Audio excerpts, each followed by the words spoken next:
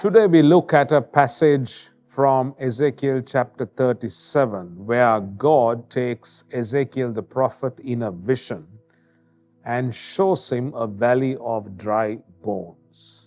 Now, a valley of dry bones is not a very pleasant sight. Number one, because it is a valley. And we've all been in valleys. We've been on mountain tops and we've been through valleys. We've been in valleys. And valleys typically are cold and dark and places that we don't like to hang out too often. A valley is where the sun may not come as brightly as it ought to. In contrast to a valley, we like the mountain tops. We like where there's light. We like that whole experience of being on a mountain top, and it is an energizing experience. So first, when God takes Ezekiel into a valley, we recognize it's not a very pleasant place. And secondly, in that valley, God shows him heaps and heaps of dry bones. Now, we've also been through experiences where we've seen dry things. We've been through dry experiences, dry seasons, we've seen dry objects, and we know when anything is dry, it is not extremely pleasant. You heard people say, this food is good, but it's too dry. You heard people say, my throat is dry. In other words, it lacks that lubricancy, and it is not very pleasant. It is not very comfortable. So a dry bone or dry bones basically symbolize that life is not possible. So if you put the valley and the dry bones together, you get a situation that is beyond hopeless. You get a situation that is full of despair. It's dark, it's gloomy, and then there's dry bones. There's no possibility of life whatsoever. So in this passage, God takes Ezekiel into this place in a vision, and he asks Ezekiel a question. Can these bones live? And that really is our topic for discussion today and our topic for reflection today. Can these bones live? And if God were to take you and me into such a valley full of dry bones, and ask us the question, can these bones live? Our immediate answer would be definitely not, because these bones have been dead. These bones are dry. Besides, they are in a valley. We would immediately say, no, God, these bones can never live. But I love Ezekiel's answer. I am just fascinated by Ezekiel's answer. In Ezekiel chapter 37, he says, sovereign God, only you know.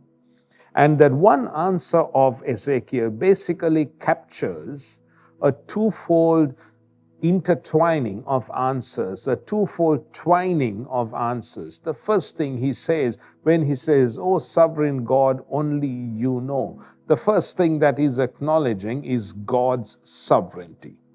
Now, we use the word sovereign every now and then when we refer to a nation, when we refer to the leader or the king or the prince or the prime minister or the governor, and we say they are rulers of a sovereign nation. In other words, they have their own laws, they have their own set of values, their own cultures, their customs. They are set apart and they don't fit into every other situation. They are sovereign.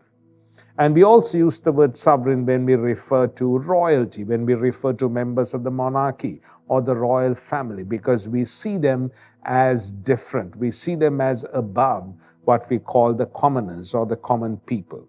So the term sovereign, when Ezekiel says sovereign God or sovereign Lord, he's saying, God, you are so different. You are above and beyond us. We cannot fully comprehend you, even if we expended every ounce of energy to try and figure out who you are. You are beyond our understanding. And so that's the first acknowledgement that he makes. And then secondly, he says, sovereign God, only you know.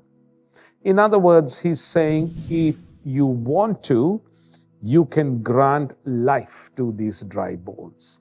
If you wish to, if you so desire, you can grant life to these dry bones. And in those two dimensions or those two strands of Ezekiel's answer, I see a twofold reality for each one of us.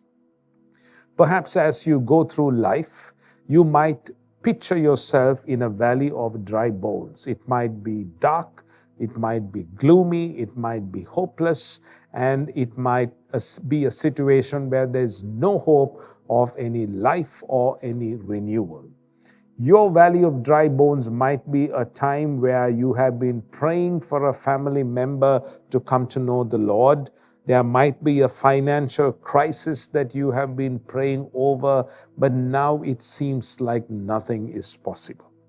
Perhaps you have been praying for a health situation, and the more you pray, it seems like things are getting more and more complicated.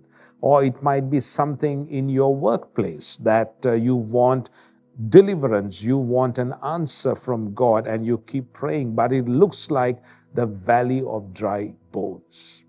And you might say there is no hope of any renewal or any resurrection from this situation of despair. But I want for us to be encouraged today by Ezekiel's answer. Ezekiel said, "O sovereign God, only you know." In other words, he was saying, God, you are in control here. If you want to, you can give these bones life again. If you want to, you can resurrect them back to life. And we'll see as we get into the expanded version of our discussion today and our reflection today that Ezekiel's answer did capture hope, the hope that he had in the Lord. But we also see that the whole restoration of the nation of Israel did not happen immediately or instantly. It took a long time. It took 70 plus years for them to return. And this was what Ezekiel was talking about. And so as we get into this question, the Lord asks Ezekiel, and Ezekiel's answer, we see that Ezekiel did not focus on his circumstances. He instead focused on the greatness of God and the hope that he had in God in the most difficult of times in his life and ministry.